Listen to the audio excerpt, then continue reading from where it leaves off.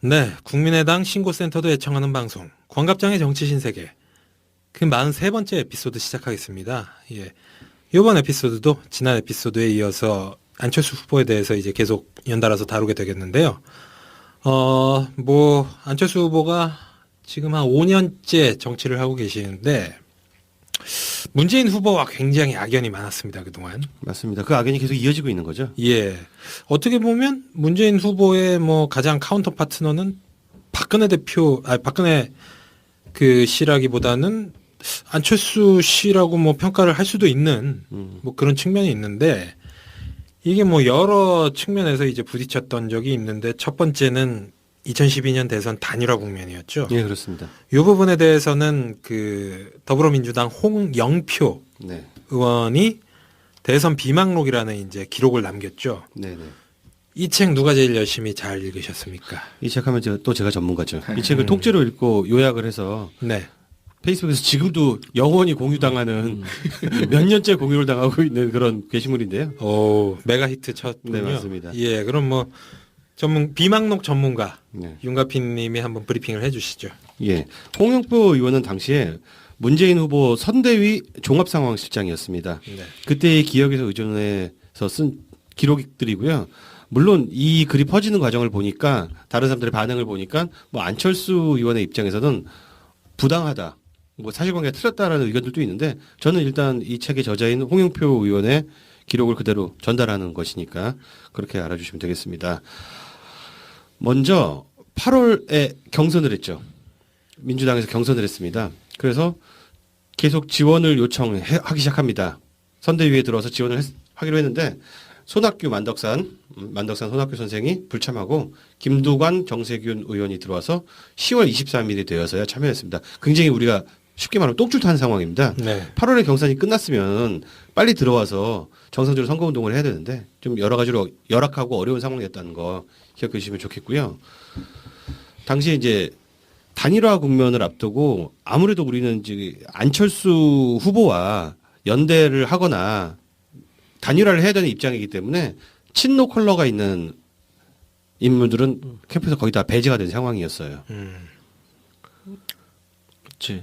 예, 그리고 자진 하차들 다 했죠. 캠프가 구성되고 나니까 지금 적이 두 군데입니다. 사실은 안철수 후보만 이야기하는 것이 아니라 당내에서 상황이 굉장히 어려웠는데 그렇죠. 당시에 거센 반노 분위기, 당의 주류가 아니었던 문재인 후보에 대해서 내부에서도 엄청난 도전이 있었다는 걸 기억해야 됩니다. 그 예를 들면 그런 사태도 있지 않았습니까? 그 민주당 내에서 네네. 원외 지역위원장이나 네. 이런 사람들이 민주당 후보가 아닌 다른 당 후보 그러니까 콕 집어서 안철수죠. 네네. 안철수를 지지해도 어떤 징계를 당하지 않도록 해달라. 이런 요구도 있었어요. 예, 제2의 후단협 사건 비스무리하게 갈 뻔했던 예. 사건이죠. 네, 그리고 캠프가 딱 구성되자마자 제일 먼저 나온 것이 삼철 사퇴 요구입니다. 삼철이면 누구인가요? 이호철, 네. 양정철, 네. 전해철 이렇게 세 명인데요. 하필 이게 철이야 다. 이분들이 이렇게 큰 미움을 산 게 있는지는 잘 모르겠습니다만 어쨌든 간에 이름으로 엮기가 좋죠. 예, 문재인의 수족이고 근데 어이가 없는 게 뭐냐면은 이호철 씨는 당시에 보직이 없었어요. 그러니까 예, 보직이 없었는데 물러나라는데 안 물러나면은 심기를 거스를까봐 보직을 잽싸게 만들어서 물러나게 만들었던 그런 사건도 있었습니다. 네. 이렇게 다 사퇴하다 보니까 이해찬 사실 우리 선거 전략의 정말 귀지 아니겠습니까? 이해찬 의원이 나중에 이때를 회고하면서 대선에서 한 거라고는 TV 본 것밖에 없다. 이런 말까지 했을 정도입니다. 이해찬 의원이 제일 먼저 캠프에서 물러나게 됐는데 이해찬 의원이 이런 말을 했어요. 김대중 대통령의 유지인 70%를 내주더라도 통합하라. 이걸 내세우면서 현대 정치의 기반은 정당이다. 여기까지는 좋죠. 무소속 대통령은 해외 사례가 없으니 당이 없으면 당을 만들어서라도 민주당과 통합해야 된다라는 말을 안철수 당시 후보에게 묵직하게 날렸는데 네. 꼬투리를 잡았죠. 예, 안철수 캠프가 이거를 폄하와 모욕으로 받아들였다고 해서 물러나게 됩니다. 제일 우리를 괴롭혔던 사건 중에 하나가 새정치 공동선언문을 만들기로 했습니다. 이걸 안 하면은 서로 연대가 안 된다고 그래서 11월 8일에 그걸 만들었는데 그때 나온 것이 그 유명한 국회의원 수 축소, 중앙당 축소, 정당 보조금 축소 이 3대 축소를 들고 나온 것입니다. 이 다들 새정치가 뭐냐에 대해서 많은 학자들이라든가 지지자들이 굉장히 궁금해했는데 나온 게 바로 이거였어요. 돈을 줄여라. 앞에서 깠으니까 더 깔 필요는 없을 거라고 보여지고요. 네, 근데 다른 건 모르겠는데 새정치 공동선언문에 국회의원 축소를 넣으면 룸이 없잖아요. 나중에 진짜 축소해야 되는 상황이잖아. 예. 그런 안철수 씨를 참 그 정책 뭐 자문하겠다고 한 최장집 교수가 또 떠오르네. 어? 도대체 정치학 어떻게 가르치는 거야, 진짜? 그 2013년 6월 23일자 경향신문에서 제목이 있습니다. 최장집 안철수 현상과 진보적 자유주의 맞닿아 있다. 뭐 이런 기사도 있네요. 진짜 웃기고 있네. 2013년 기사입니다. 근데 몰랐을 때도 아니고 이걸 다 겪고 난 다음에 아휴, 진짜. 자, 어쨌든 간에 국회의원 축소 너무 말이 안 되니까 야 이거는 좀 나중에 논의하자. 그리고 좀 이거는 좀 뒤로 미루고 넘어가는데 두 번째 어그로가 들어옵니다. 민주당이 먼저 성의를 보여라. 에? 무슨 성의? 뭐 어떻게 성의를 보여? 기득권을 내려놓아라. 무슨 기득권? 어떻게? 이게 진짜 미치고 팔짝 뛰었어요. 기억나시겠지만 예. 예. 도대체 무슨 기득권을 내려놓으라는 거냐 그랬더니 국민들이 기대하고 있는 바로 그거 라고 말을 합니다. 이 짓을 하면서 3일을 흘려보낸 거예요. 선거운동 빨리 해야 되는데 박근혜는 전국을 뛰어다니고 있는데 그래서 나중에 아무리 봐도 이거 같다라고 생각해서 이해찬 박지원 사퇴를 말하는 것이냐? 그랬더니 우리 입으로 어떻게 그렇게 말하냐? 근데 이 사건이 골 때리는 게 여기까지 봐도 충분히 빡치시잖아요. 네. 나중에 물어보니까 안철수가 펄쩍 뛰면서 아니다. 내가 어떻게 그런 말을 하냐. 상식적으로 남의 선거 캠페인 사람을 내려오라고 말하냐고 해서 이렇게 얘기를 해요. 저 솔직히 진짜 그때 그거 뭐 그 말씀하신 것처럼 요구를 할 때만 해도 네. 그냥 그러려니 했어요. 음. 근데 그렇게 이해찬 대표가 날아간 거 아닙니까? 네네. 죽이고 싶었습니다 정말. 정말 그 얘기할 때 괴로웠죠. 정말 저도 그냥 여태까지 정말 죽이고 싶더라고. 정독으로 살면서 제일 분노한 날이 그날이었어요. 네. 뭐 근데 지금 이거하고 빡칠 시간이 없어요. 엄청나게 많이 남았습니다. 일일이 빡치지 마세요. 아, 슬슬 생각나면서 슬슬 빡치기 시작하네. 자 그리고 새정치 선언 합의문이 아직도 안 끝났습니다. 아직까지도. 네. 자 근데 여기서 절대 우리로서는 받아들일 수 없는 조항을 넣자고 해요. 민주통합당은 국민의 신뢰를 얻지 못한 측면이 있다라는 조항을 넣기를 원합니다. 에이, 이거 어떻게 넣어요? 그거 굴욕이잖아. 굴욕을 떠나서 네. 그 뭐야? 아니 무슨 저기 선언에 그런 걸 아니 그때 특정 시점으로 정당 이름을 넣어서 말이에요. 민주통합당이요 창당한 지 10개월 된 시점이었어요. 그러니까 뭔 국민의 신뢰를 얻지 못해. 이게 이명박 정권 치하란 말입니다. 이게 지금 현재. 총선에서 그때 당시 130석 얻었던 그 시점이었고. 그래가지고 네. 민주당은 새 정치를 만들어야 되는데 국민통합당이 잘못했기 때문에 새 정치를 하자라고 도저히 할 수가 없으니까 기성정당은이라는 문구를 넣자고 이렇게 대체하자고 하고요. 여기서 또 3일을 낭비합니다. 대선이 지금 한 달 남은 상황에서 그렇죠. 그다음에 이제 단일화 과정에서 이제 상견례를 했습니다. 이런 뭐 대충 넘어가고요. 근데 아니죠 이래 안철수 캠프에서 윤건영이 나왔네. 윤건영 친노 아니야? 그래서 제 협상단에서 제 빼줘. 그래서 빠졌습니다. 시간 없으니까 할 수 없죠. 그때 백원우 의원이 또 페이스북에다가 안철수 쪽 협상단의 이태규가 한나라당을 만든 사람이다 이런 표현을 썼습니다. 맞잖아. 네. 그래서 백원우 잘렸습니다. 시간이 없죠. 빨리 자르고 가야 돼 우리는 또. 네. 요때 잠깐 네. 그 백원우가 여기 페이스북에다 이런 걸 올려야 되는데 네. 여기다가 김현 의원이 좋아요를 눌렀다고 해가지고 김현 의원. 그래서 김현도 잘렸어요. 그렇죠, 맞아. 좋아요, 뭐 좋아요 사건. 좋아요 누른 죄로. 네. 아니 뭐 그런 걸로 잘리면 뭐 이재명 후보는 뭐 후보 사퇴해야 돼? 해킹했잖아. 해킹당했다고 하잖아. 해킹당했구나. 네. 그래서 똑같이 어떻게 해. 김현은 자기 손으로 눌렀고 또 이재명이 11월 해킹당했고. 14일에 협상이 중단되는 사태가 벌어지고요. 그 이유는 민주당이 조직적으로 경선 투표 동네 문자를 발송했다는 이야기입니다. 그 사실 무근이라고 밝혔지만 소용이 없습니다. 빨리빨리 뭐 협상 중단됐으니까 또 계속 빌어야죠. 아까 이제 반장님이 말한 사건이 일어납니다. 11월 16일입니다. 민주당 전직 의원 67명, 전직 의원이 뭐라고 여기 나서가지고 당원이 안철수 지지를 허용하자고 성명을 발표합니다. 아니 이게 탈당하고 하든가. 이게 후단협하고 이게 똑같은 제2의 후단협 거야. 사태죠. 네. 어쨌든 간에 뭐 이해찬, 박지원, 김한길 등 김한길 나중에 뭐 거기 붙었지만 박지원도 뭐 민주당 지도부가 그냥 전원 사퇴해버립니다. 그리고 그때 나왔던 19일에 공론 조사 방식으로 예, 단일화를 하자. 이게 또 코미디였죠. 네, 민주당 대의원과 안철수 펀드 후원자를 각각 14,000명 추출하여 조사하자. 뭐 이건 너무 많은 방송에서 깠기 때문에 대충 넘어가도록 하겠습니다. 딱 한마디만 평론해 주시죠. 이때 안철수가 이거에 대한 부당성을 자기가 스스로 알고 이걸 접은 게 아니에요. 저부터 10,000원 냈거든요. 안철수 펀드. 역선택 들어가려고. 아, 그럼요. 갑자기 그 전체 민주당 지지자들이 엄청나게 안철수 펀드로 몰려 들어간 거예요. 그거 보고 엎었어요. 네네. 그때 나도 돈 10,000원 냈다니까. 안철수 펀드에 저기 투표하려고. 혹시 저기 그 뽑힐까봐. 그럼요. 정말 눈물겹다 눈물겨워 진짜. 그날 갑자기 엄청나게 몰려가지고 그래서 그날 접은 거예요. 또 이제 그렇게 해도 질 것 같아서. 그러니까요. 또 이제 고통스러운 또 기억을 또 하나 살려보겠습니다. 네. 얘들이 이렇게 안철수 캠프 쪽에서 계속해서 강변을 하고 말도 안 되는 조항을 내세우니까 네. 송호창이 변명을 하는데 음. 민주당이 안철수 쪽에 룰을 위헌으로 했는데 왜 말을 바꾸냐. 뭔 개소리야 그게. 예. 그러니까 홍영표가 이 말문이 사실 막혔어 민주당 쪽에서. 네. 그게 너무 대인배 코스트 이게 문재인 후보의 약간 단점인데 너무 대인배 코스프레를 해. 협상을 할 때 하고 나중에 통 크게 양보를 하자니까 룰을 위헌해 버린 것도 사실이거든요. 그래서 모두가 말문이 막히니까 홍영표가 어른답게 딱 나서 이렇게 말합니다. 룰을 위임한다는 것은 당신들이 위임한 게임을 한다는 뜻이지 니는 11명 뛰고 우리는 5명 뛰는 그런 게임이 아니다라고 말을 합니다. 그래서 이게 꽤 설득력이 있었던 것이고요. 그리고 각각의 단일화를 이제 제시를 하게 되는데 민주당은 누가 단일화 후보로 적합하냐. 안철수는 문 대 박근혜와 안 대 박근혜 중 누가 유리하냐. 아까 앞에 방송에서 깠던 그 부분입니다. 배신자 게임. 네, 배신자 게임을 요구했죠. 하다 지쳐서 22일에 문재인과 안철수가 드디어 단독 쇼부를 치러 그랜드 힐튼 호텔에 도착합니다. 그때 문재인은 사실 양보할 마음이 있었던 것이죠. 많은 뭐 증언에서 나오는데 네 맘대로 하라라고 가려고 했는데 이게 쉬운 게 아닙니다. 아까 우리 또 단일화에서 이야기했잖아요. 자기 맘대로 되는 게 아니에요.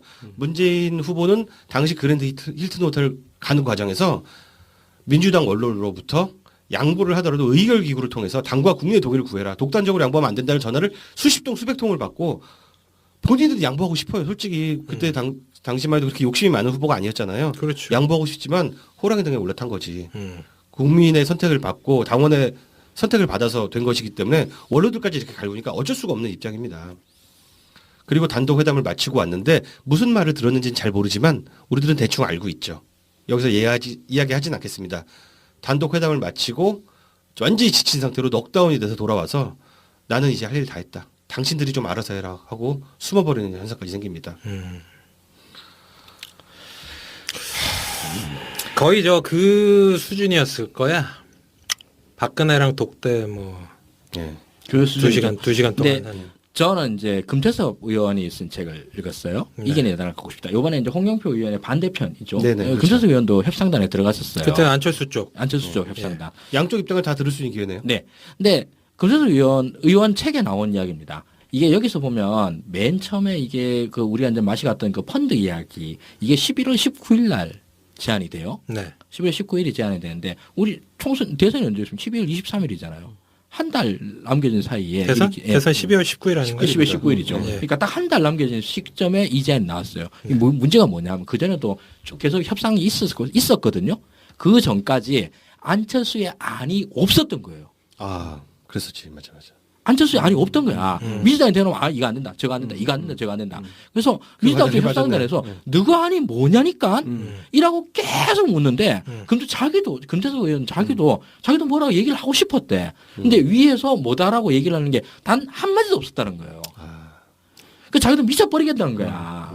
그러니까 무슨 협상을 하냐고. 그러니까 협상 자체가 아예 안 되는 거예요. 그러면서 여기서 오만 이제 핑계를 다 대면서 까기만 깐 거예요. 누구 나가라. 이것만 하면서 지금 여기서 나왔던 게 뭐 이게 문제라서 없고 이거 3일 보내고 이런 거 있잖아요. 이게 사실은 안철수 쪽에서 할 말이 없으니까 시간을 끈 거예요. 그냥.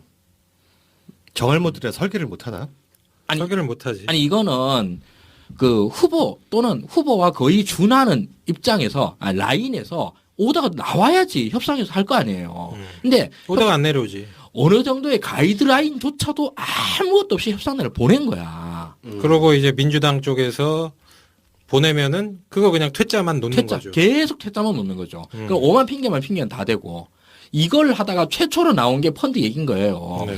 그 이제 금태섭도 그 얘기 꺼냈다가 이제 5만 쪽이라는 정도 다 판 거지. 이걸 그 안에다 들고 왔냐. 본인도 창피했구나. 그렇지, 본인 창피한 거지. 흑역사지, 흑역사. 예.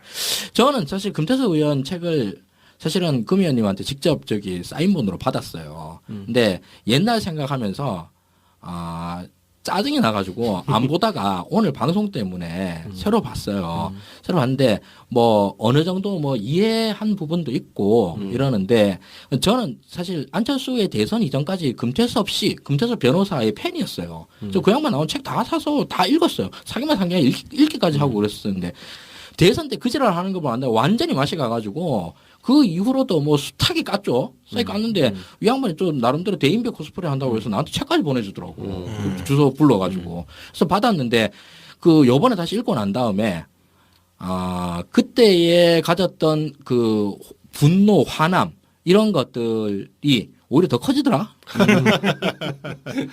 이 양반도 나름대로 자기들도 우리 쪽에서도 책임이 좀 있다. 뭐 이런 얘기를 하는 걸 듣고 나니까 더 야마가 도는 거예요. 그리고 그 사연을 들어보니까 더 어이가 없어.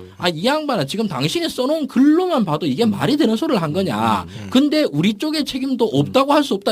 있다고 수준으로 얘기를 하냐고.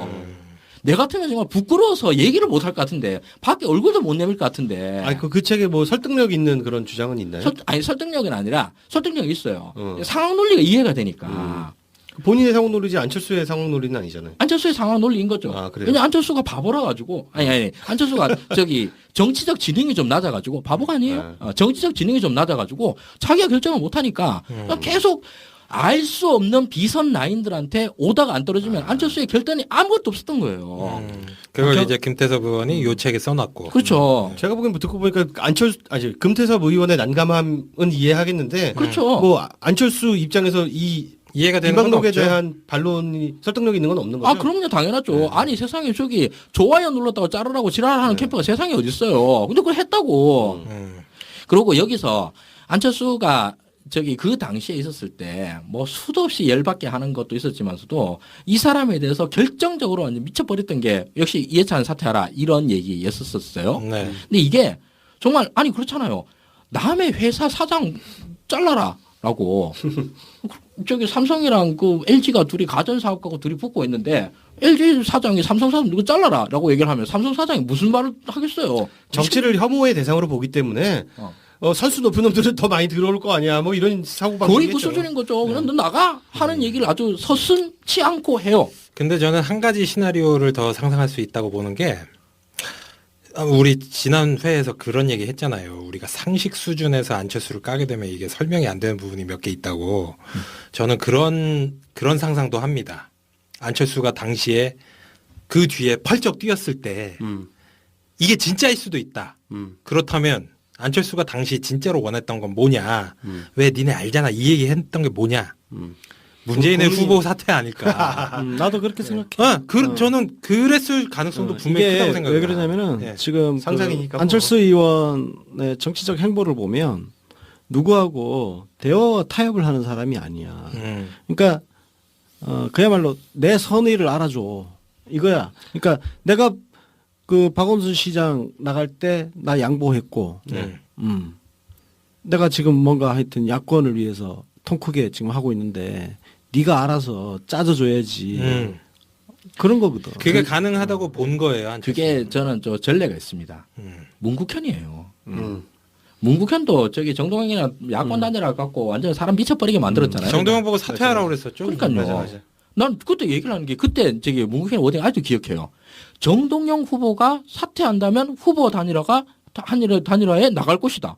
아니 정동영이 말도 안 되는. 그 말 자체가 한 문장 내에서 모순이잖아요. 단일화가 아니잖아 그거는. 그러니까 정동영이 사퇴를 하면 단일화 되는 거지. 단일화를 할 필요가 뭐 있어요. 지가 혼자 나가면 되는 거지. 그 얘기는 이제 그런 것 같아요. 그 정동영 후보가 먼저 사퇴를 하면 내가 그 당시 뭐 민주당이었죠. 이인재랑 후보 단일화 한다 이런 말인 거예요. 뭐 그럴 수도 있고 아니면은 정동영이 후보를 그냥 사퇴를 하면 뭐 대통령 되면 내각을 뭐 민주당한테 뭐 좀 양보 좀 해줄 수 있다 뭐 이런 뉘앙스일 수도 있고. 제가 사실 문국현 그 얘기를 하고 난 다음 나중에 기자할 때 문국현 만나서 직접 물어봤어요. 네.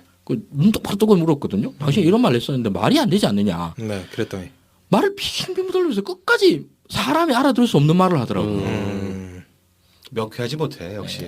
근데 이제 문국현 후보가 당시 지지율이 뭐 잘 나갈 때 뭐 10% 정도? 그러니까요.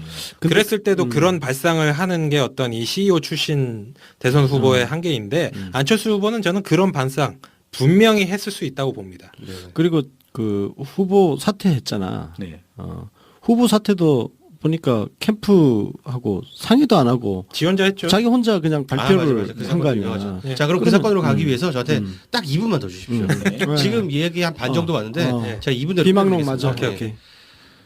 자, 1.1형 여사, 1.1형 여사라는 별명이 왜 나왔는지 설명을 드리겠습니다. 그날 밤에 박선숙 선대, 그 이전에 굉장히 중요한 일인데, 그 당시에 얼마나 지지자들과 그 정권 교체를 원하는 사람들이 지쳐 있었냐면은 하다 안 되니까 이 양쪽 캠프의 이 줄다리기를 보고 문화예술인과 종교인 모임에서 이런 방식으로 풀어달라고 제안을 하기까지 합니다. 그래서 우상호 공보단장이 그걸 해결하겠다 이렇게 갔는데 박선숙 선대본부장이 갑자기 기자회견을 엽니다. 협상이 아니야. 기자회견을 그냥 열어서 발표를 합니다. 가상 대결 플러스 지지도 대결로 하자. 완전 진에 유리한 방식이죠. 네. 그것도 단 하나의 기관을 통해서 가자고 합니다. 이게 마지막 제안이라고 최후 통첩을 하고 이걸 분석을 해보니까 엄청나게 허용 오차가 커지는 불리한 방식입니다. 그래서 좀 더 토론을 해보시죠라고 했더니 아닙니다. 1.1획도 고치지 말고 이안을 받으십시오라고 해가지고 엄청나게 화냈던 거 기억나시죠? 그 장면? 네, 그 장면 기억나요. 엄청나게 무서운 표정. 예, 이렇게 해서 말이 안 되는데 그 상황을 토대로 여론조사를 돌려보니까 오차 범위를 넘는 문재인의 우세였다고 합니다. 그렇게 돌렸더니 네. 뭐 이거는 양쪽의 이야기를 듣지 못했고 그 문재인 캠프의 주장입니다. 그러고 나서 안철수가 사퇴를 하게 됩니다. 네. 안철수가 사퇴해서 모두들 기뻐했느냐? 문재인 캠프는 당시에 펑펑 울었다고 합니다. 사람들이. 그렇죠. 컨벤션 효과를 기대했는데 다 날아가게 생겼네. 그 다음에 나오는 논쟁들은 뭐 집에 찾아가고 이런 논쟁도 있었고 선거운동을 열심히 도와줬니 안 도와줬니 이 짐승 같다니 뭐 기억 뭐 이런 얘기들이 나왔는데 자 여기서 마무리하도록 하겠습니다. 이렇게 어려운 시기를 우리는 견뎌왔고 그게 약 한 달 반의 기간입니다. 우리 아까 그 얘기했잖아요. 단일화가 쉬울까? 이렇게 타이트하게 매일매일 붙으면서 했는데도 한 달 반입니다. 아마 쉽지 않을 겁니다. 뭐 한번 맛 좀 봤으면 좋겠어. 저 자유한국당 쪽에 이미 만덕산에 조금 맛을 봤잖아요. 어그로에. 그 자유한국당 너네들도 여태까지 보던 거와는 전혀 다른 뉴 타입을 한번 보게 될 겁니다. 예, 안철수도 또 뉴타입의 네, 악마들을 안철수도 뉴타입이지. 만나게 될 것이고. 그렇지. 근데 정당 정치 측면에서 보면 뭐 쟤네들이 진짜 악행도 많지만 정당 정치라는 측면에서는 자유한국당하고 바른정당은 정당인 거예요. 그렇죠. 정당 정치를 하는 정당이야. 우리랑 생각이 다를 뿐이고 악행을 많이 쌓아서 최소한의 절차는 지키려고 하죠. 그럼 정당 대선에서. 정치를 하고 있다고. 개인적으로 지금 현재 정당 중에서 가장 비민주적이고 정당의 구조를 갖추지 못한 당이 있다면 바로 그게 국민의당입니다. 그러니까 아니 이번 국민의당 경선 같은 경우도 뭐 길거리에다 그냥 오다 가다 그냥 아무나 그냥 와서 투표할 수 있는 그게 그것뿐만이 아니라 안철수 후보 개인의 선거운동을 33명의 당직자들을 불러서 시킨다든가 정당의 구조를 갖추실 분 사당이지. 친한 패권주의 정당이지. 고대 정당입니다. 고대 정당. 고대 정당? 그건 뭐야? 오래된 정당. 아, 오래된 현대 정당. 정당에서 볼 수 없는 구조를 가지고 있다. 고려대 정당인 줄 알았어. 봉건 정당이 봉건 정당. 그 이렇게 해야 되는데 이제 안철수 같은 경우에는 뭐랄까 제가 이제 계속 안철수 의원 같은 경우는 다른 거 보고 당구 칠 때 정신으로 고등학교 정치 교과서 좀 보라고 얘기를 하는 것 중에 하나가 이 사람은 절차적 정의에 대해서 아무런 개념이 없어요. 민주주의에 대한 이해 자체가 안 돼 있는 네, 것 같아요. 그러니까 민주주의가 뭐예요? 그냥 별거 아니에요. 그냥 한마디로 줄여라 그러면 절차에 대한 존중이에요. 그리고 그 절차를 통해서 나온 결론은 내 의사와 다른 의사가 나왔다 하더라도 그 절차에 대해서 승복하는 게 그게 민주주의 아닙니까 그게. 그런 건 전혀 없고 이제 안철수 씨는 본인에 대한 존중만 있죠. 그렇죠. 예. 나를 민주주의라는 것은 내가 대통령이 되는 절차일 뿐이야. 예. 그러니까 경쟁이라는 거에 대한 개념 자체가 없어요. 그런 특권 의식이 어디서 나오는지 상상이 안 가. 그래서 나는 좀 의아한 거는 아니야 의아하진 않아. 그 국회의원 선거 나가는 거 그건 경쟁이잖아. 네. 나는 이 양반이 만약에 그 나중에라도 선거 총선을 앞두고 만약에 여론조사를 돌렸는데 조금 안 될 것 같은 그런 숫자 나오면 불출마할 것 같아. 그렇죠. 왜냐면 이번에 그 완주 자체가 목적이라고 본 사람도 많습니다. 되건 안 되건. 저번에 완주를 못했기 때문에 완주 자체가 목적일 수도 뭐 있어요. 이번에는 무조건 완주하겠지. 근데 또 몰라요 또. 맞아요. 뭐 몰라. 안철수를 우리가 어떻게 감히 예상하겠습니까? 자, 그럼 뭐 2012년 대선 단일화 국면 나름 양측에서 그 협상단에 참여했던 홍영표 의원과 지금은 더불어민주당이지만 당시에는 안철수 캠프의 측근으로 분류되던 금태섭 의원 네. 두 사람의 이제 그 얘기들을 한번 크로스 체킹을 해봤고요. 아 여기서 잠깐만 네. 저기 예. 딴 얘기 좀 해도 될까요? 들어보고. 날릴 거면 날리시고 예. 저기 얘기 나온 김에 예. 그 금태섭 의원의 책을 보고 있어요. 금태섭 의원님한테 제가 한때 옛날 옛적에 팬이었던 사람으로서 좀 뭐랄까 좀 주제 넘게 충고 한 말씀 드릴게요. 좋다. 저는 금 의원님의 여태까지 나온 말씀들을 통해서 사실 그 어떤 뭐 임팩트를 받았다기보다 화를 많이 냈어요. 네. 화를 많이 냈는데 왜 그러냐 하면 이분이 너무 사소한 거예요. 정말 사소한 거에 화를 벌컥벌컥 내요. 제일 대표적인 얘기가 옛날 무슨 뭐 최고위원회 하다가 거기 여자 최고위원이 노래 한 번 불렀대. 연분홍 치마 어쩌고저쩌고 하는 노래 한 번 불렀다고. 유승희 의원. 유승희 의원 노래 불렀다고. 그걸 그렇게 극딜을 하더라고. 근데 아니 세상에 여태까지 있어 왔던 그 수많은 안철수 쪽에서의 악행들에 대해서 페이스북에서 한마디도 안 하더니만 이번에 더불어민주당에서 누가 하나 노래 불렀다고 그렇게 극딜을 하나? 여전히 그 멘탈은 안철수랑 함께 했을 때 그 멘탈 갖고 있는 거야. 예. 아니 그렇잖아요. 안철수 의원은 나와가지고 이렇게 이제 궁시렁궁시렁 하는 책을 썼어요. 안철수도 뭐 문제다. 안철수는 길거리 걸어가는데 자기는 흙탕물 튀는 저 진흙바닥 길에다가 이렇게 자기 맨날 2시간 동안 걷게 만들고 자기는 안쪽에 편한 길을 걷게 만들고 이런 것도 하고 뭐 이 궁시렁궁시렁은 해요. 그런데 정말로 한국 정치사에서 중요한 문제가 있었을 때 계속 침묵하고. 그러니까 이런 것들이 좀 뭐랄까 금태섭 의원이 이제 국회의원이잖아요. 그냥 뭐 원외 인사도 아니고 그냥 뭐 민변의 한 변호사인 것도 아니잖아요. 국회의원이라고 그러면은 자기가 생각했을 때 말 그대로 민주주의적 정의에 어긋난다라고 생각할 수 있는 그 수많은 일들에 대해서는 다 침묵하고 노래 부르는 것 갖고 그렇게 극딜하고 이러는 거의 마인드 자체가 이 책에서도 엄청 많아요, 사실. 그런 거에 또 화를 내더라. 저 우리 문재인 지지자들 네. 뭐 문자 폭탄 뭐 이런 거는 또 되게 화를 내대. 그러니까요. 어? 그게 그렇게 화날 일이었으면 그 이전에 있어 왔었던 일들에 대해서 하다못해 지금 박사모 집회에 대해서 그 공개적으로 그렇게 화를 내던가? 별로 화 안 내요. 내가 패친 끊어버렸어.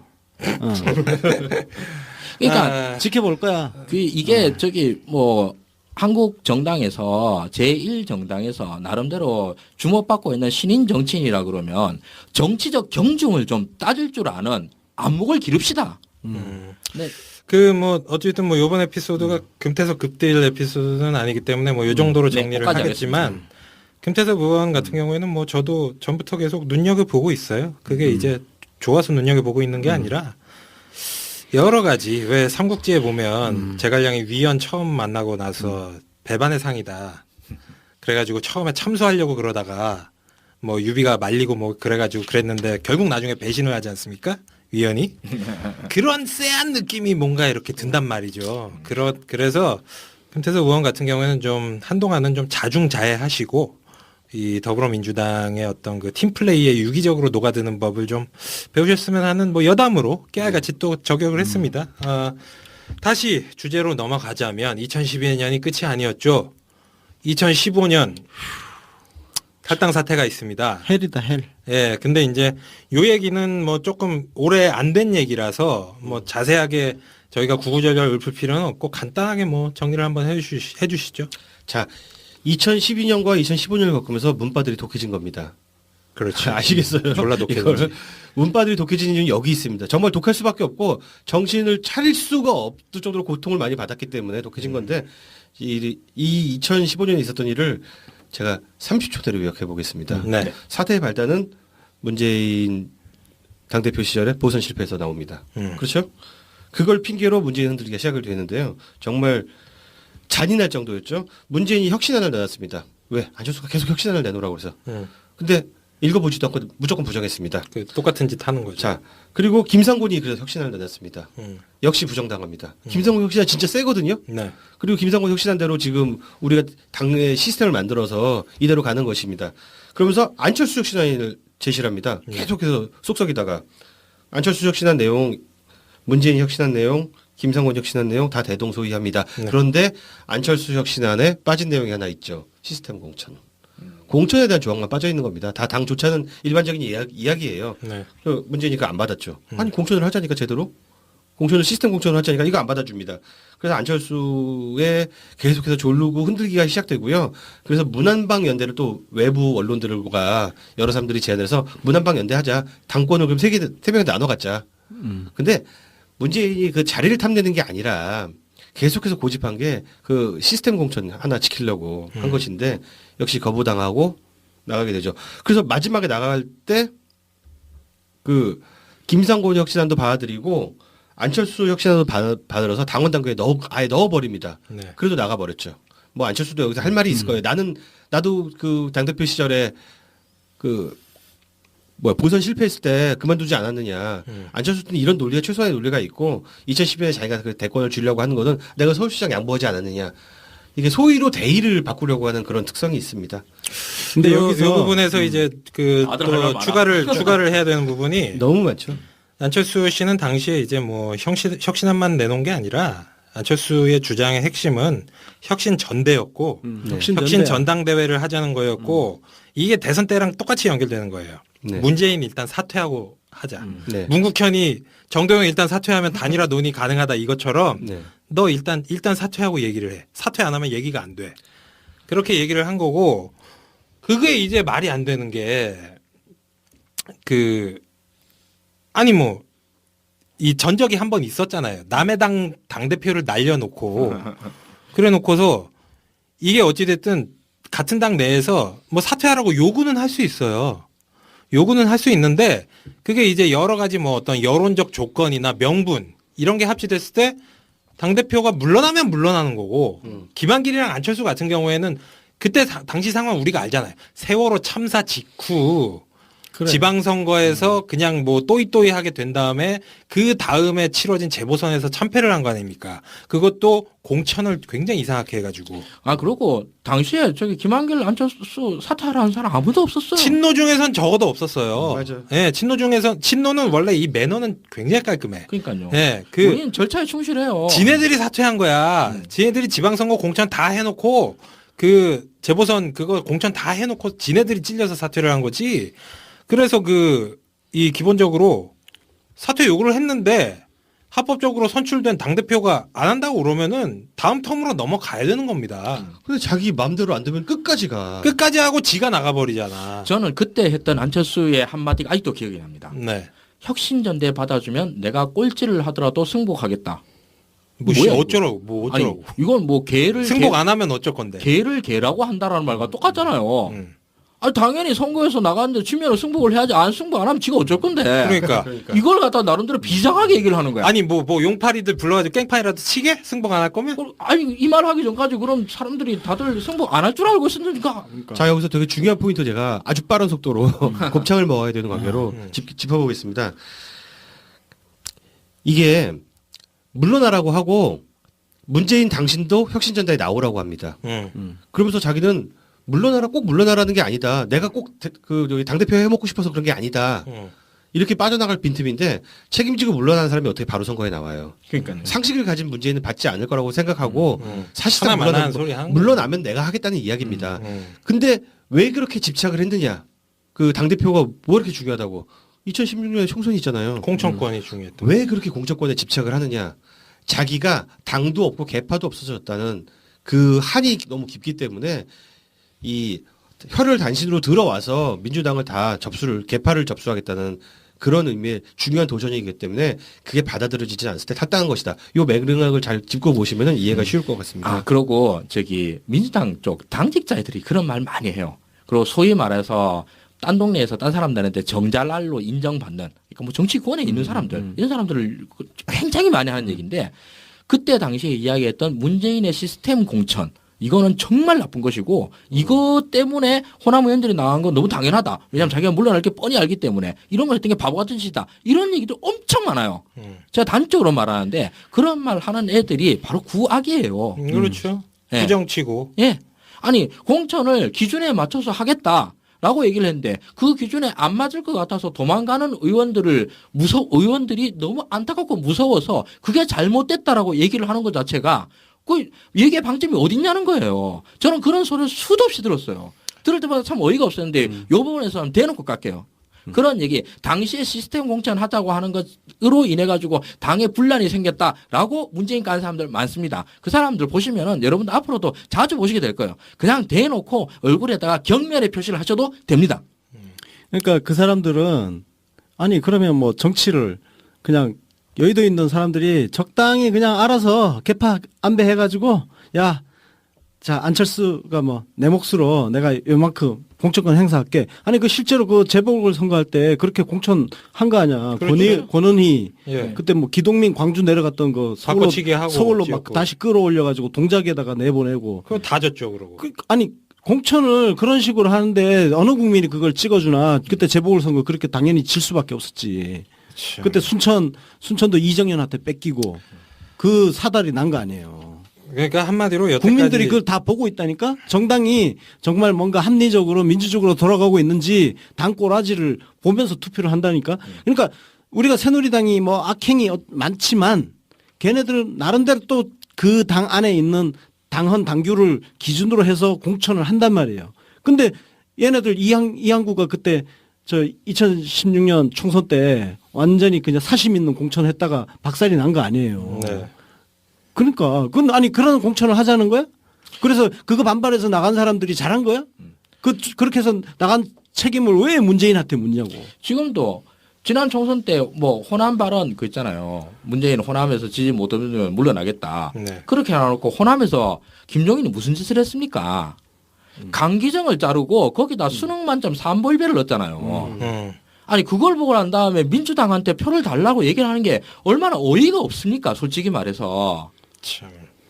그렇게 당을 갖다 엉망처럼 만들어 놓고 호남 정치를 갖다가 박살을 내려놓고 난 다음에 끝나고 난 다음에 왜 문재인 책임 안 지냐고 이지랄을 하고 앉았으니. 그래 뭐 국당은 뭐 그럴 수 있어요. 국당은 뭐 그 당사자니까 뭐 매일마다 문모닝 뭐 그렇게 할 수도 있는데 저는 더불어민주당 안에서 그 국민의당 애들이 탈당을 한 책임을 문재인 대표한테 돌리는 그런 놈들은 그냥 아가리를 찢어버려야 된다고 생각해. 더불어민주당에 있으면 안 되는 것들이에요. 그것들은. 동의합니다. 예. 그걸 나가줘서 얼마나 좋습니까 요즘. 뭐 얘기를 하다 보니까 또 이게 녹음실이 굉장히 그러니까 더워졌는데. 아니 그래서 더불어민주당이 지금 그래도 국민들이 보기에 뭔가 질서 있는 정당 좀 그 규칙도 지키고 그런 정당으로 지금 바꿔 나가고 있는 거야. 물론 정당 민주주의를 향한 과정에 있어요. 완벽한 정당이 아니야. 네. 하루아침에 완벽한 정당이 만들어질 수가 있나? 우리가 중요한 거는 참여해서 지금 만들어가는 거잖아요. 그걸 지금 만들어 가고 있는 과정에 있어. 그러니까 지금 더불어민주당 그걸 가지고 정당 민주주의가 아직 부족하니 어쩌니 그 비판을 하는데 오케이 말 맞아 맞는데 그거는 과정을 보고 이야기를 하자 이거예요. 지금 우리가 계속 지켜보면서 지금보다 더 나아지는 게 중요한 거거든. 그러니까요. 자, 뭐 어찌됐든 뭐 저희가 뭐 안철수 이번 에피소드 다루고 끝낼 건 전혀 아니지 않겠습니까? 끝까지 갑니다. 네, 끝까지 가니까 뭐 일단 뭐 요 정도로 정리를 하고 그럼 마지막으로 뭐 이렇게 분석을 해놓고 보니까 새삼 참 정치를 하면 안 되는 사람이네요. 네, 그게 오늘 얘기의 핵심이죠. 예. 뭐 새정치 지 혼자 뭐 새정치 다 하는 것처럼 다 팔아먹고 나서 구린짓 구정치는 다 지가 다 해놓고서 구정치의 아이콘들 다 모아가지고 지역 감정 부추겨가지고 당 만들어 놓고서 뭐 자기가 삼김급이라고 뭐 햇소리 찍찍하고 다니는데 앞으로 뭐 이런 안철수가 뭐 어떻게 될까요? 뭐 대통령 될까요? 아니 진짜 대화와 타협 민주주의에서 제일 중요한 게 대화와 타협 아니에요. 안희정 지사가 대연정을 내놓았던 이유도 그 대화 타협이라는 문제 때문에 나는 그 선의를 이해를 한단 말이야. 하여튼 그런데 지금 안철수가 보여주고 있는 리더십은 대화 타협이 없는 정치야. 그렇죠. 대화 타협 없이 대통령 하겠다고? 그럼 동원할 수 있는 수단이 도대체 뭐가 있지? 땡깡이 있습니다. 땡깡. 자기 마음대로 그냥 징징거리고 막 해달라고 그냥 안 하면 엎어버리고 그거밖에 더 있냐고. 그리고 왜 그렇게 거짓말을 해요? 사과도 안 해.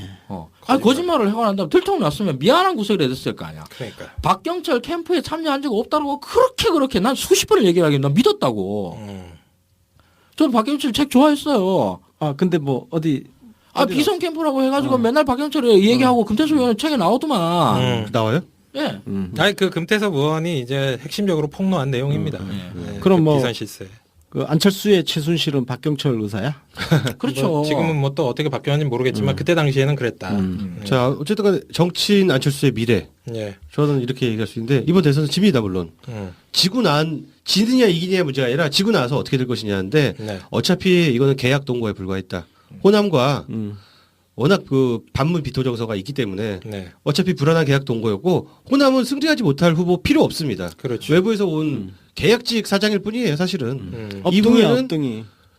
또 이번에 위험하게 또 연대라든가 단일화를 추진하다가는 그 최소한의 남은 정치적 자산마저도 사라질 거라고 생각하고 아마 안철수의 미래는 손학규다.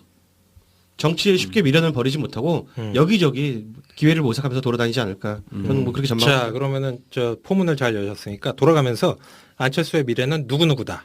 뭐 정치인들 뭐 많잖아요. 링컨이다. 그런 말도 해줘야지. 예, 뭐 그렇게 한 번씩 돌아가면서 얘기하고 정리를 하도록 하겠습니다. 어느 분이 먼저 하실래요? 안철수의 근데 미래는 앞에서 누구다. 손학규 딱 해버리니까 예. 나는 정치인이 아니라 그 지금은 이제 그런 모습을 이제 보기 힘들어지겠지만 고시촌에 만년 고시생 끝까지 합격에 대한 미래를 못 버리고 고시촌을 떠나지 못하고 막 10년, 20년 붙잡고 있는 정치는 마약이야. 제가 딱 그거 될 뻔했죠. 잘 빠져나오셨어요. 하승준님은 그 제가 좀 예측을 틀려가지고 예측하기도 이제 무서워졌는데 그래서 이제 반대로 예측해. 반대로 예측해 팔레처럼. 근데 이번에는 예측보단 각오를 얘기하는 게 좋겠습니다. 네. 저는 저기 대한민국 최고 안가로서의 명성을 여태까지 획득해 왔다라고 스스로 자부하고 있습니다. 인정합니다. 예. 그 향후에도 안철수의 앞날에 재를 뿌리기 위해서 최선을 다해서 안철수의 정치적 말로가 매우 비루해지도록 제 모든 걸 다 바칠 겁니다. 저도 돕겠습니다. 네, 감사합니다. 제가 마지막으로 하고 마치자면 저는 안철수의 미래는 정몽준.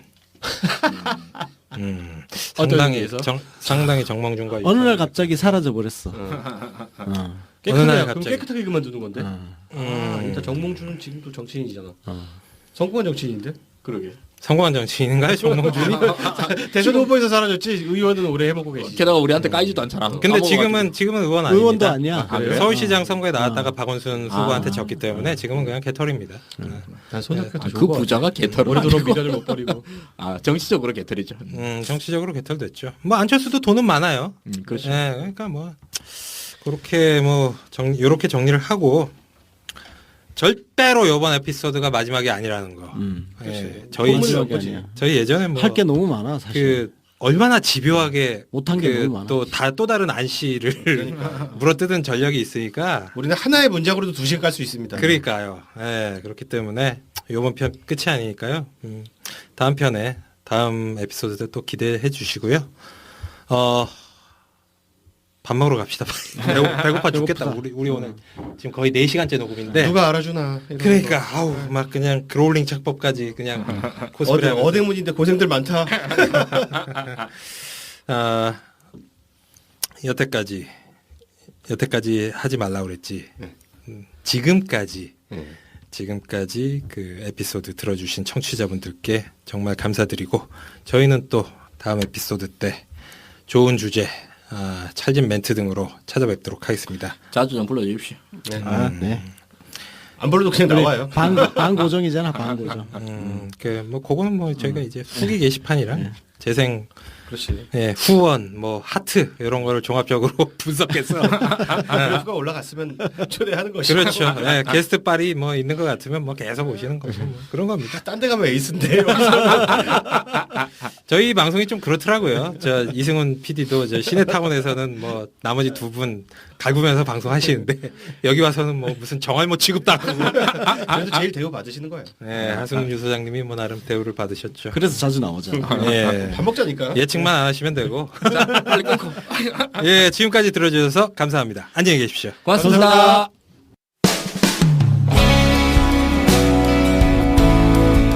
무슨 말을 들었는지는 잘 모르지만 우리들은 대충 알고 있죠. 여기서 이야기하진 않겠습니다. 단독 회담을 마치고 완전히 지친 상태로 넉다운이 돼서 돌아와서 나는 이제 할 일 다 했다. 당신들이 좀 알아서 해라 하고 숨어버리는 현상까지 생깁니다. 거의 그 수준이었을 거야. 박근혜랑 독대 뭐 예. 그 2시간 동안 네. 하는. 저는 이제 금태섭 의원이 쓴 책을 읽었어요. 네. 이게 내단을 갖고 싶다. 이번에 이제 홍영표 의원의 반대편이죠. 네네, 그렇죠. 금태섭 의원도 협상단에 들어갔었어요. 그때 안철수 쪽. 안철수 쪽 협상단. 양쪽 입장을 다 들을 수 있는 기회네요. 네. 근데 금태섭 의원 책에 나온 이야기입니다. 이게 여기서 보면 맨 처음에 이게 우리가 이제 맛이 갔던 그 펀드 이야기 이게 11월 19일 날 제안이 돼요. 네. 11월 19일이 제안이 되는데 우리 대선이 언제 있으면 12월 23일이잖아요. 한 달 남겨진 사이에 대선? 이렇게, 예. 대선 12월 19일 아닌가요? 12월 19일이죠. 예. 그러니까 딱 한 달 남겨진 시점에 이 제안이 나왔어요. 이 문제가 뭐냐면 그전에도 쭉 계속 협상이 있었거든요. 그 전까지 안철수의 안이 없었던 거예요. 아, 그랬었지. 맞아. 안철수의 안이 없던 거야. 민주당이 대놓으면 이거 안 된다. 저거 안 된다. 이거 안 된다. 저거 안 된다. 그래서 민주당 쪽 협상단에서 누구 안이 뭐냐니까 이라고 계속 묻는데 금태섭 의원 자기도 뭐라고 얘기를 하고 싶었대. 근데 위에서 뭐다라고 얘기를 하는 게 단 한마디도 없었다는 거예요. 그 자기도 미쳐버리겠다는 거야. 그러니까 무슨 협상을 하냐고. 그러니까 협상 자체가 아예 안 되는 거예요. 그러면서 여기서 오만 이제 핑계를 다 대면서 까기만 깐 거예요. 누구 나가라. 이것만 하면서 지금 여기서 나왔던 게 뭐 이게 문제라서 없고 이거 3일 보내고 이런 거 있잖아요. 이게 사실은 안철수 쪽에서 할 말이 없으니까 시간을 끈 거예요, 그냥. 정할모들에 설계를 못 하나?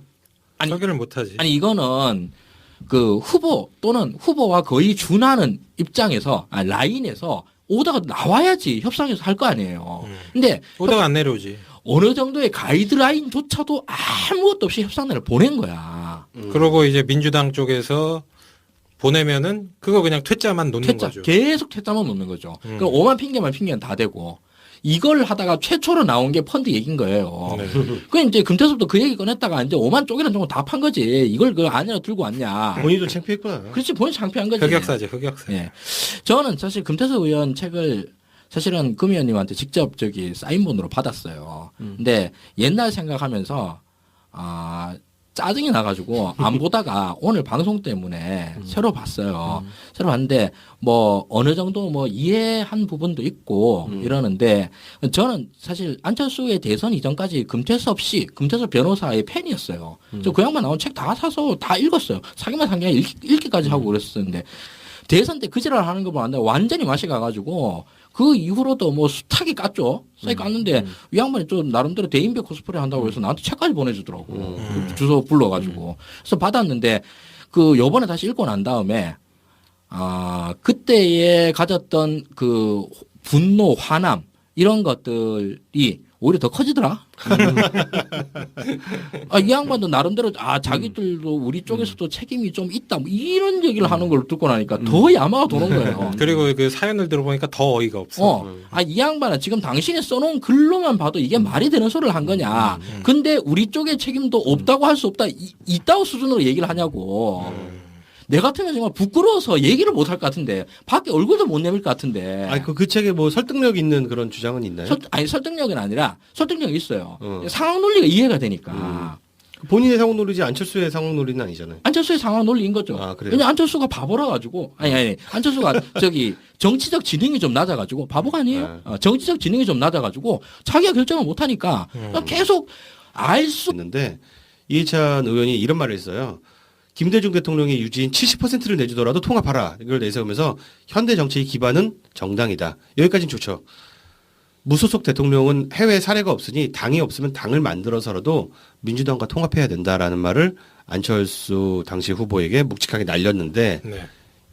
꼬투리를 잡았죠. 예, 안철수 캠프가 이걸 폄하와 모욕으로 받아들였다고 해서 물러나게 됩니다. 제일 우리를 괴롭혔던 사건 중에 하나가 새정치 공동선언문을 만들기로 했습니다. 이걸 안 하면은 뭐 서로 연대가 안 된다고 그래서 11월 8일에 그걸 만들었는데 그때 나온 것이 그 유명한 국회의원 수 축소, 중앙당 축소, 정당 보조금 축소 이 3대 축소를 들고 나온 것입니다.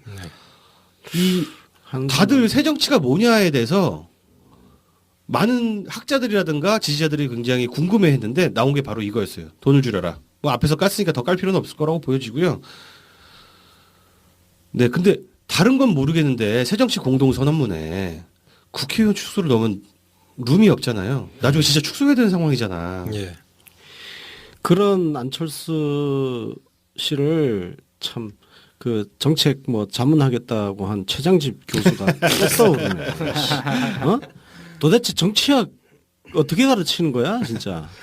그 2013년 6월 23일자 경향신문에서 제목이 있습니다. 최장집 안철수 현상과 진보적 자유주의 맞닿아 있다. 뭐 이런 기사도 있네요. 진짜 웃기고 있네. 2013년 기사입니다. 그래도 몰랐을 때도 아니고 이걸 다 겪고 난 다음에 아휴, 진짜. 자, 어쨌든 간에 국회의원 축소는 너무 말이 안 되니까 야 이거는 좀 나중에 논의하자. 그리고 좀 이거는 좀 뒤로 미루고 넘어가는데 두 번째 어그로가 들어옵니다. 민주당이 먼저 성의를 보여라. 에? 무슨 성의? 뭐 어떻게 성의를 보여? 기득권을 내려놓아라. 무슨 기득권? 어떻게? 이게 진짜 미치고 팔짝 뛰었어요. 기억나시겠지만 예, 예. 도대체 무슨 기득권을 내려놓으라는 거냐 그랬더니 국민들이 기대하고 있는 바로 그거 라고 말을 합니다. 이 짓을 하면서 3일을 흘려보낸 거예요. 선거운동 빨리 해야 되는데 박근혜는 전국을 뛰어다니고 있는데 그래서 나중에 아무리 봐도 이거 같다라고 생각해서 이해찬 박지원 사퇴를 말하는 것이냐? 그랬더니 우리 입으로 어떻게 그렇게 말하냐? 근데 이 사건이 골 때리는 게 여기까지 봐도 충분히 빡치시잖아요. 네. 나중에 물어보니까 안철수가 펄쩍 뛰면서 아니다. 내가 어떻게 그런 말을 하냐. 상식적으로 남의 선거 캠페인 사람을 내려오라고 말하냐고 해서 이렇게 얘기를 해요. 저 솔직히 진짜 그때 그거 뭐 그 말씀하신 것처럼 요구를 할 때만 해도 네. 그냥 그러려니 했어요. 근데 그렇게 이해찬 대표가 날아간 거 아닙니까? 네네. 죽이고 싶었습니다, 정말. 정말 그 얘기할 때 괴로웠죠. 정말 저도 그냥 여태까지 정말 죽이고 싶더라고. 정독으로 살면서 제일 분노한 날이 그날이었어요. 네. 뭐 근데 지금 이거하고 빡칠 시간이 없어요. 엄청나게 많이 남았습니다. 일일이 빡치지 마세요. 아, 슬슬 생각나면서 슬슬 빡치기 시작하네. 자, 그리고 새정치 선언 합의문이 아직도 안 끝났습니다. 아직까지도. 네. 자, 근데 여기서 절대 우리로서는 받아들일 수 없는 조항을 넣자고 해요. 민주통합당은 국민의 신뢰를 얻지 못한 측면이 있다라는 조항을 넣기를 원합니다. 네. 이거 어떻게 넣어요? 그거 굴욕이잖아. 굴욕을 떠나서 네. 그 뭐야? 아니 무슨 저기 선언에 그런 걸 아니 그때 특정 시점으로 정당 이름을 넣어서 말이지. 민주통합당이요 창당한 지 10개월 된 시점이었어요. 그러니까 뭔 국민의 신뢰를 얻지 못해. 이게 이명박 정권 치하란 말입니다. 이게 지금 현재. 총선에서 그때 당시 130석 얻었던 그 시점이었고. 그래가지고 네. 민주당은 새정치를 만들어야 되는데 국민통합당이 잘못했기 때문에 새정치를 하자라고 도저히 할 수가 없으니까 기성정당은이라는 문구를 넣자고 이렇게 대체하자고 하고요. 여기서 또 3일을 낭비합니다. 대선이 지금 한 달 남은 상황에서 그렇죠. 그다음에 이제 단일화 과정에서 이제 상견례를 했습니다. 이런 뭐 대충 넘어가고요. 근데 아니저기래 안철수 캠프에서 윤건영이 나왔네. 윤건영 친노 아니야? 그래서 제 협상단에서 제 빼줘. 그래서 빠졌습니다. 시간 없으니까 할 수 없죠. 그때 백원우 의원이 또 페이스북에다가 안철수 쪽 협상단의 이태규가 한나라당을 만든 사람이다 이런 표현을 썼습니다. 맞잖아. 네. 그래서 백원우도 잘렸습니다. 시간이 없어요. 빨리 자르고 가야 돼 우리는 또. 네. 요때 잠깐 네. 그 백원우가 여기 페이스북에다 이런 걸 올려야 되는데 네. 여기다가 김현 의원이 좋아요를 눌렀다고 해가지고 김현 의원. 그래서 김현도 잘렸어요. 그렇죠, 맞아. 좋아요 한번 좋아요 사건입니다. 좋아요 누른 죄로. 네. 아니 뭐 그런 걸로 잘리면 뭐 이재명 후보는 뭐 후보 사퇴해야 돼? 해킹했잖아. 해킹 당했다고 하잖아. 해킹 당했구나. 네. 그래서 똑같이 어떻게 해. 김현은 자기 손으로 눌렀고 또 이재명이 11월 해킹 14일에 협상이 중단되는 사태가 벌어지고요. 그 이유는 민주당이 조직적으로 경선 투표 동료 문자를 발송했다는 이야기입니다. 그 사실 무근이라고 밝혔지만 소용이 없습니다. 빨리 뭐 협상 중단됐으니까 또 계속 빌어야죠. 아까 이제 반장님이 말한 사건이 일어납니다. 11월 16일입니다. 민주당 전직 의원 67명, 전직 의원이 뭐라고 여기 나서가지고 당원이 안철수 지지를 허용하자고 성명을 발표합니다. 아니 이게 탈당하고 하든가. 이게 후단협하고 이게 똑같은 제2의 거야. 후단협 사태죠. 네. 어쨌든 간에 뭐 이해찬, 박지원, 김한길 등 김한길 나중에 뭐 거기 붙었지만 박지원도 뭐 민주당 지도부가 그냥 전원 사퇴해버립니다. 그리고 그때 나왔던 19일에 공론 조사 방식으로 단일화를 하자. 이게 또 코미디였죠. 민주당 대의원과 안철수 펀드 후원자를 각각 14,000명 추출하여 조사하자. 뭐 이건 너무 많은 방송에서 깠기 때문에 대충 넘어가도록 하겠습니다. 딱 한마디만 평론해 주시죠. 이때 안철수가 이거에 대한 부당성을 자기가 스스로 알고 이걸 접은 게 아니에요. 저부터 만 원 냈거든요, 안철수 펀드에다가. 역선택 들어가려고? 아, 그럼요. 갑자기 그 전체 민주당 지지자들이 엄청나게 안철수 펀드로 몰려 들어간 거예요. 그거 보고 엎었어요. 네네. 그때 나도 돈 만 원 냈다니까? 안철수 펀드에 저기 투표하려고? 혹시 저기 그 뽑힐까봐 그럼요. 정말 눈물겹다 눈물겨워 진짜. 그날 갑자기 엄청나게 몰려가지고 그래서 그날 접은 거예요. 또 이제 그렇게 해도 질 것 같아서. 그러니까요. 또 이제 고통스러운 또 기억을 또 하나 살려보겠습니다. 네. 얘들이 이렇게 안철수 캠프 쪽에서 계속해서 강변을 하고 말도 안 되는 조항을 내세우니까 네. 송호창이 변명을 하는데 음. 민주당이 안철수 쪽에 룰을 위헌으로 했는데 왜 말을 바꾸냐? 저건 개소리야 그게. 네. 그러니까 홍영표가 이 말문이 사실 막혔어 민주당 쪽에서. 네. 그 너무 대인배 코스 이 문재인 후보의 약간 단점인데 너무 대인배 코스프레를 해. 협상을 할 때 하고 나중에 통크게 양보를 하자니까 룰을 위헌해 버린 것도 사실이거든요. 그래서 모두가 말문이 막히니까 홍영표가 어른답게 딱 나서 이렇게 말합니다. 룰을 위임한다는 것은 당신들이 위임한 게임을 한다는 뜻이지 니는 11명 뛰고 우리는 5명 뛰는 그런 게임이 아니다. 라고 말을 합니다. 그래서 이게 꽤 설득력이 있었던 것이고요. 그리고 각각의 단일화 룰을 이제 제시를 하게 되는데 민주당은 누가 단일화 후보로 적합하냐. 안철수는 문 대 박근혜와 안 대 박근혜 중 누가 유리하냐. 아까 앞에 방송에서 깠던 그 부분입니다. 배신자 게임. 네, 배신자 게임을 요구했죠. 하다 지쳐서 22일에 문재인과 안철수가 드디어 단독 쇼부를 치러 그랜드 힐튼 호텔에 도착합니다. 그때 문재인은 사실 양보할 마음이 있었던 것이죠. 많은 뭐 증언에서 나오는데 네 맘대로 하라라고 가려고 했는데 이게 쉬운 게 아닙니다. 아까 우리 또 단일화에서 이야기했잖아요. 자기 맘대로 되는 게 아니에요. 문재인 후보는 당시 그랜드 힐튼 호텔 가는 과정에서 민주당 원로로부터 양보를 하더라도 의결 기구를 통해서 당과 국민의 동의를 구해라. 독단적으로 양보하면 안 된다는 전화를 수십 통 수백 통을 받고 본인들도 양보하고 싶어요. 솔직히 그때 당시만 해도 그렇게 욕심이 많은 후보가 아니었잖아요. 그렇죠. 양보하고 싶지만 호랑이 등에 올라탄 거지. 국민의 선택을 받고 당원의 선택을 받아서 된 것이기 때문에 원로들까지 이렇게 갈구니까 어쩔 수가 없는 입장입니다. 그리고 단독 회담을 마치고 왔는데 네, 국민의당 신고센터도 애청하는 방송 광갑장의 정치 신세계 그 43번째 에피소드 시작하겠습니다. 예, 이번 에피소드도 지난 에피소드에 이어서 안철수 후보에 대해서 이제 계속 연달아서 다루게 되겠는데요. 뭐 안철수 후보가 지금 한 5년째 정치를 하고 계시는데 문재인 후보와 굉장히 악연이 많았습니다. 그동안. 맞습니다. 그 악연이 계속 이어지고 있는 거죠. 예. 어떻게 보면 문재인 후보의 뭐 가장 카운터 파트너는 박근혜 그 씨라기보다는 안철수 씨라고 뭐 평가를 할 수도 있는 뭐 그런 측면이 있는데 이게 뭐 여러 측면에서 이제 부딪혔던 적이 있는데 첫 번째는 2012년 대선 단일화 국면이었죠. 예, 그렇습니다. 이 부분에 대해서는 그 더불어민주당 홍영표 네. 의원이 대선 비망록이라는 이제 기록을 남겼죠. 네, 네. 이 책 누가 제일 열심히 잘 읽으셨습니까? 이 책하면 또 제가 전문가죠. 이 책을 통째로 읽고 요약을 해서 네. 페이스북에서 지금도 영원히 공유당하는 몇 년째 공유를 당하고 있는 그런 게시물인데요. 오, 메가 히트 쳤군요. 네, 맞습니다. 예, 그럼 뭐 비망록 전문가 네. 윤가핀 님이 한번 브리핑을 해 주시죠. 예. 홍영표 의원은 당시에 문재인 후보 선대위 종합상황실장이었습니다. 네. 그때의 기억에서 의존해서 쓴 기록들이고요. 물론 이 글이 퍼지는 과정을 보니까 다른 사람들의 반응을 보니까 뭐 안철수 의원의 입장에서는 부당하다. 뭐 사실관계가 틀렸다라는 의견들도 있는데 저는 일단 이 책의 저자인 홍영표 의원의 기록을 그대로 전달하는 것이니까 그렇게 알아주시면 되겠습니다. 먼저 8월에 경선을 했죠. 민주당에서 경선을 했습니다. 그래서 계속 지원을 요청하기 시작합니다.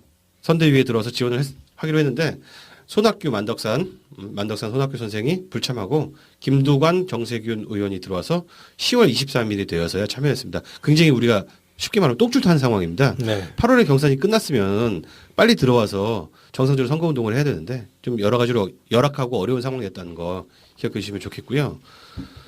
당시에 이제 단일화 국면을 앞두고 아무래도 우리는 이제 안철수 후보와 연대를 하거나 단일화를 해야 되는 입장이기 때문에 친노 컬러가 있는 인물들은 캠프에서 거의 다 배제가 된 상황이었어요. 그렇지.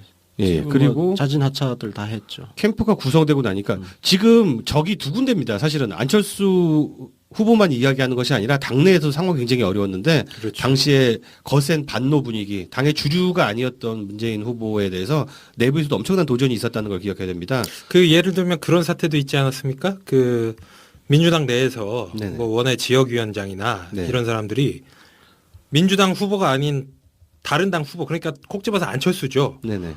안철수를 지지해도 어떤 징계를 당하지 않도록 뭐 해달라. 이런 요구도 있었어요. 예, 제2의 후단협 사건 비스무리하게 갈 뻔했던 예. 사건이죠. 네, 그리고 캠프가 딱 구성되자마자 제일 먼저 나온 것이 삼철 사퇴 요구입니다. 삼철이면 누구인가요? 이호철, 네. 양정철, 네.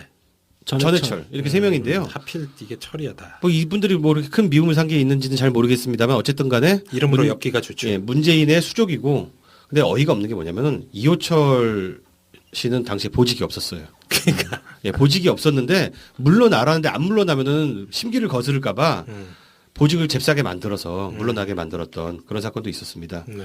이렇게 다 사퇴하다 보니까 그 이해찬 사실 우리 저 선거 전략의 정말 귀지 아니겠습니까? 이해찬 의원이 나중에 이때를 회고하면서 대선에서 한 거라고는 TV 본 것밖에 없다. 이런 말까지 했을 정도입니다. 이해찬 의원이 제일 먼저 캠프에서 물러나게 됐. 없는 비선 라인들한테 오다가 안 떨어지면 안철수의 결단이 아무것도 없었던 거예요. 그걸 이제 김태섭 의원이 요책에 써놨고. 그렇죠. 제가 보기엔 뭐 듣고 보니까 금태섭 의원의 난감함은 이해하겠는데 그렇죠. 뭐 안철수 입장에서 이 이해가 되는 건 이방록에 없죠. 대한 반론이 설득력이 있는 건 없는 거죠. 아, 그럼요, 당연하죠. 아니, 세상에 저기 좋아요 눌렀다고 자르라고 지랄하는 캠프가 세상에 어딨어요. 근데 그걸 했다고. 그리고 여기서 안철수가 저기 그 당시에 있었을 때 뭐 수도 없이 열받게 하는 것도 있었지만서도 이 사람에 대해서 결정적으로 완전 미쳐버렸던 게 역시 이해찬 사퇴하라 이런 얘기였었어요. 네. 근데 이게 정말 아니 그렇잖아요. 남의 회사 사장 잘라라라고 저기 삼성이랑 그 LG가 둘이 가전 사업가고 둘이 붙고 있는데 LG 사장이 삼성 사장 누구 잘라라라고 얘기를 하면 삼성 사장이 무슨 말을 하겠어요. 정치를 혐오의 대상으로 보기 때문에 선수 높은 놈들은 더 많이 들어올 거 아니야. 뭐 이런 사고 거의 방식이겠죠. 그 수준인 거죠. 그럼 너 나가 하는 얘기를 아주 서슴치 않고 해요. 근데 저는 한 가지 시나리오를 더 상상할 수 있다고 보는 게 우리 지난 회에서 그런 얘기 했잖아요. 우리가 상식 수준에서 안철수를 까게 되면 이게 설명이 안 되는 부분이 몇 개 있다고. 저는 그런 상상도 합니다. 안철수가 당시에 그 뒤에 펄쩍 뛰었을 때 이게 진짜일 수도 있다. 그렇다면 안철수가 당시 진짜로 원했던 건 뭐냐. 왜 니네 알잖아. 이 얘기 했던 게 뭐냐. 문재인의 후보 사퇴 아닐까. 나도 그렇게 생각해. 저는 그랬을 가능성도 분명히 크다고 생각해요. 왜 그러냐면은 예. 지금 상상이니까 그 안철수 의원의 정치적 행보를 보면 누구하고 대화 타협을 하는 사람이 아니야. 그러니까 그야말로 내 선의를 알아줘 이거야. 그러니까 내가 그 박원순 시장 나갈 때 나 양보했고, 내가 지금 뭔가 하여튼 야권을 위해서 통 크게 지금 하고 있는데 네가 알아서 짜줘줘야지. 그런 거거든. 그게 가능하다고 본 거예요. 안철수. 그게 저는 저 전례가 있습니다. 문국현이에요. 문국현도 저기 정동영이나 야권 단일화 갖고 완전 사람 미쳐버리게 만들었잖아요. 정동영 보고 사퇴하라고 그랬었죠. 그러니까요. 난 그때 얘기를 하는 게 그때 저기 문국현 워딩 아직도 기억해요. 정동영 후보가 사퇴한다면 후보 단일화에 나갈 것이다.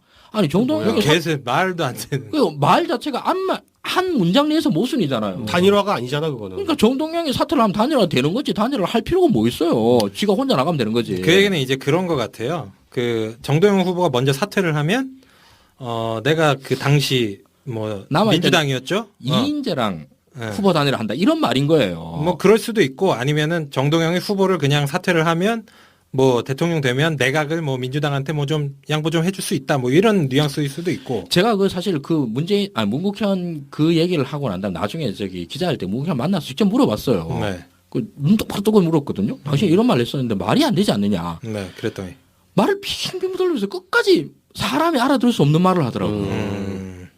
명쾌하지 못해 역시. 근데 이제 문국현 후보가 당시 지지율이 뭐 한 잘 나갈 때 뭐 10% 정도? 그러니까요. 그랬을 때도 그런 발상을 하는 게 어떤 이 CEO 출신 대선 후보의 한계인데 안철수 후보는 저는 그런 발상 분명히 했을 수 있다고 봅니다. 그리고 그 후보 사퇴했잖아. 네.